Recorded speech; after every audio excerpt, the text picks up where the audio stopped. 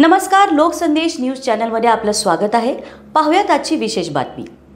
गेल्या काही दिवसापासून उन्हाची तीव्रता वाढत आहे। उन्हाळ्याचे वेध लागताच बाजारपेठेत माठ दाखल झाले आहेत।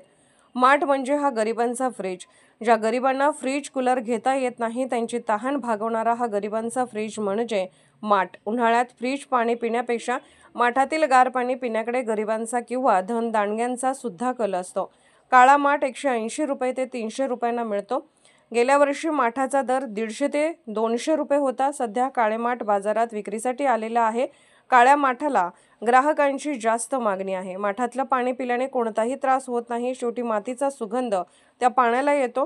पूर्वीच्या काळी माठातले पाणी पित होते, त्यामुळे जुनं ते सोनं असेही ग्राहक बोलून दाखवत आहे। त्याचबरोबर गुजरात, अहमदाबाद, परभणीमधून लाल व चिनी मातीचे माठ बाजारात दाखल झाले आहेत। त्याची किंमत 250 ते 400 रुपये दरम्यान आहे। यंदा किमतीत सुमारे 25% वाढ झाल्याचे सांगितले आहे। अशाच विशेष घडामोडींसाठी आमच्या YouTube चॅनलला सबस्क्राइब करा, Facebook पेजला लाईक करा आणि Instaला फॉलो करा।